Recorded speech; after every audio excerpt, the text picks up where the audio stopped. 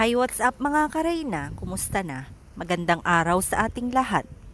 Napakagandang balita dahil gagraduate na nga si Reyna sa June ayon nga daw sa kanyang doktor.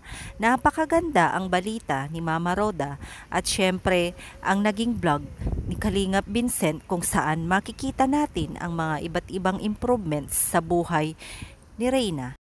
Ngayon pa lang ay napakarami nang excited dahil sa magandang balita.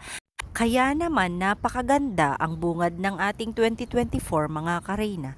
Naway patuloy tayong magsama-sama upang sa ganon ay sundan ang kwento ng buhay ni Reyna. Huwag po tayong mag-iwanan, naway nandyan lang tayo upang panoorin sundan ang mga blinablog ni Mama Roda at Kalingap Team at sa lahat ng mga nagmamahal sa kanya. Maraming salamat dahil nandyan pa rin tayo, hindi natitinag. Nakikita ko na laging or lalong mas strong ang ating pananampalataya. Nagagaling na nga si Reyna itong taon na ito. Makikita naman po natin ang lahat ng kanyang mga improvement. Kaya sa lahat ng nananatili, mga grupo, mga senior citizens at mga OFWs na katulad ko, God bless at mabuhay po tayong lahat.